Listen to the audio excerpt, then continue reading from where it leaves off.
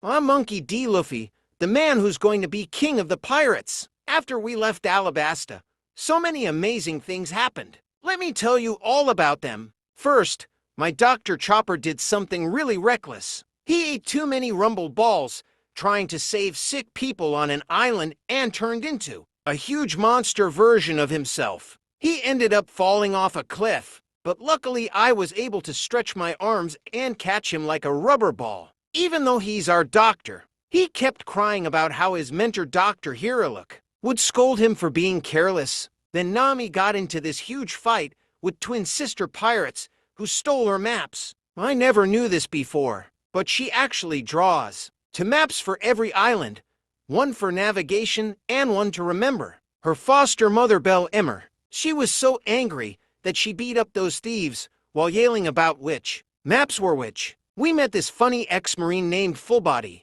who challenged our cook Sanji to a curry cooking contest. The kitchen was completely destroyed, afterwards with spices and ingredients everywhere. Sanji's eyebrow was twitching the whole time, but at least we got to eat free curry for a whole week. Our sniper Usopp became a fireworks expert on this one island. He created special bullets that exploded into our Jolly Roger flag in the sky. It looked so cool with skull-shaped fireworks lighting up the night. When some gangsters tried to steal his firework recipes, he blasted them with his new fireworks star, ammunition, and turned their hair all crispy. Zoro's old friend Johnny showed up talking about some legendary magic sword. Turned out it was actually sea beast hunters in disguise. Zoro used his new 36-pound phoenix technique to cut their ship in half. Of course, he got lost right after and nearly got eaten by sharks until Sanji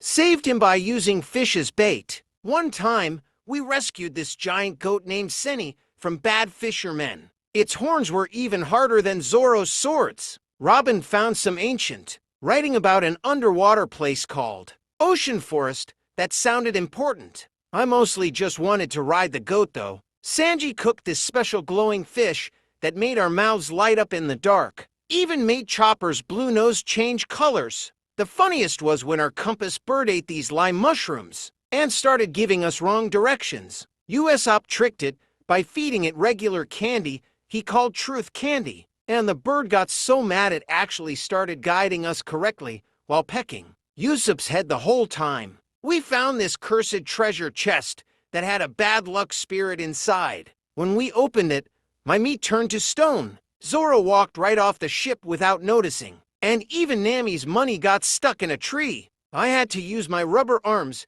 to slingshot that annoying spirit back into the box. Usopp pretended to be the god of luck and tricked people into giving us extra treasure too. Then we sailed into this weird rainbow-colored fog and met kid pirates who had been stuck there for 50 years. Their captain had white hair, but still acted like a child. We played tag with them until I broke some time anchor thing and the whole fog disappeared. Now Robin's really excited about some ancient stone maps she found that show a sky island. Nami's log pose keeps pointing straight up, and she says there are special currents that can shoot ships up into the sky. A sky island. I bet they have all kinds of meat up there that we've never tasted before. So now we're heading up to the clouds. Hey sky people, the future pirate king is coming to meet you.